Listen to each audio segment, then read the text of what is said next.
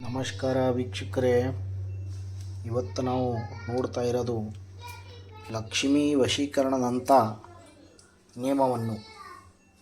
ನಿಮ್ಮ ಮನೆಯಲ್ಲಿ ಸಾಕಷ್ಟು ರೂಪದಲ್ಲಿ ಕೆಲಸ ಎಡವಟ್ಟಾಗ್ತಾ ಇದೆ. ನೀವು ಪ್ರತಿಯೊಂದು ಕೆಲಸದಲ್ಲಿ ಕೈ ಹಾಕಿದರೆ ಆ ಕೆಲಸ ಯಶಸ್ವಿ ಆಗ್ತಾ ಇಲ್ಲ. ಮನೆಯಲ್ಲಿ ಸಾಲಬಾಧೆಯಲ್ಲಿ ಸಮಸ್ಯೆಯನ್ನು ಬರ್ತಾ ಇದೆ ಮತ್ತು ಎಲ್ಲಾದರೂ ಹೋಗಿಕೊಂಡು ನೀವು ಸಿಗ್ಬಿಡ್ತಾ ಇದ್ದೀರಾ. ಲಾಭ ನಷ್ಟವನ್ನು ಆಗ್ತಾ ಇಲ್ಲ ಮತ್ತು ನಿಮ್ಗಿಂತ ಜನಗಳು ಮುಂದೆ ಬರ್ತಾ ಇದ್ದಾರಲ್ಲ, ಕೈ ಹಾಕಿದರೆ ಆ ಕೆಲಸ ನಿಮ್ಮ ಯಶಸ್ವಿಯನ್ನು ಆಗಬೇಕು. ಆ ಥರನಿಂದ ಮಾಡೋಕ್ಕೆ ಇದು ಒಂದು ಸರಳವಾದ ಒಂದು ನಿಯಮ. ನಿಮಗೆ ನಾನು ಹೇಳ್ತಾ ಇರೋದು ತಿಳಿಸ್ಕೊಡ್ತಾ ಇದ್ದೀನಿ, ಸರಿಯಾಗಿ ಕೇಳ್ಕೊಳ್ಳಿ. ಈ ಥರದ್ದು ಎರಡುಗಳು, ಒಂದು ಕವಡೆ, ಒಂದು ರುದ್ರಾಕ್ಷವನ್ನು ತಗೋಬೇಕು. ನೀವು ಈ ಥರದ್ದು ರುದ್ರಾಕ್ಷವನ್ನು ತಗೊಂಡ್ಬಿಟ್ಟು ಅದರ ಮೇಲೆ ಪಂಚಾಮೃತನಿಂದ ಅದಕ್ಕೆ ಮಹಾನುಷ್ಠಾನವನ್ನು ಮಾಡಿಸ್ಬಿಟ್ಟು ಅದರ ಮೇಲೆ ಸ್ವಲ್ಪ ಹನಿವಾಗಿ ಏನಿದೆಪ್ಪ ಅಂದರೆ ನೀವು ಅದರ ಮೇಲೆ ಸರಳವಾದ ನೀವು ಅದರ ಮೇಲೆ ಕುಂಕುಮ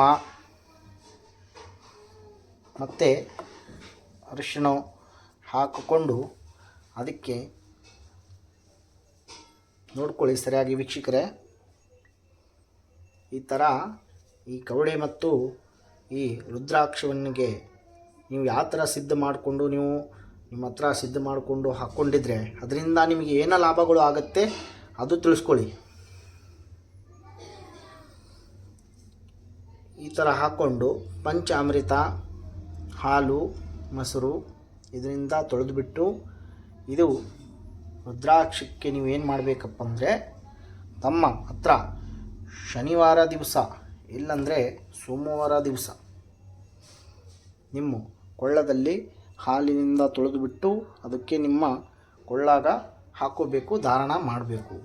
ಅದರಿಂದ ನಿಮಗೆ ಏನೋ ಲಾಭಗಳು ಸಿಗುತ್ತೆ ಅಂದರೆ ಅದರಿಂದ ನಿಮ್ಮ ಸಿಗಬಿದ್ದು ಕೆಲಸ ಇಮಿಡಿಯೇಟ್ಲಿ ಆಗಿ ಆಗಬೇಕು. ನೀವು ಇಷ್ಟಪಟ್ಟವ್ರು ನಿಮ್ಮಂತರ ಆಗಬೇಕು. ತಾಯಿ ಲಕ್ಷ್ಮಿ ಆಶರಣೆ ನಿಮಗೆ ಆಗಬೇಕು.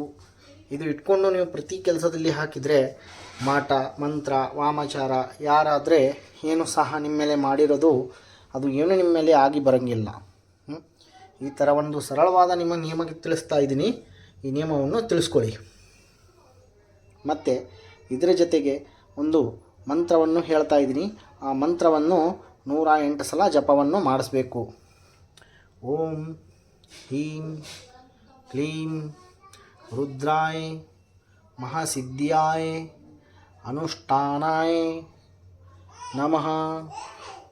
ನೋಡ್ಕೊಳ್ಳಿ, ಈ ಮಂತ್ರವನ್ನು 108 ಸಲ ಇದಕ್ಕೆ ನೀವು ಜಪವನ್ನು ಮಾಡಿಸ್ಬೇಕು. ಇವತ್ತಿನ ವಿಡಿಯೋದಲ್ಲಿ ಇಷ್ಟೇ ತಿಳಿಯೋಣ. ನಾಳೆ ವಿಡಿಯೋದಲ್ಲಿ ಸಿಗೋಣ. ನಮಸ್ಕಾರ ವೀಕ್ಷಕರೇ.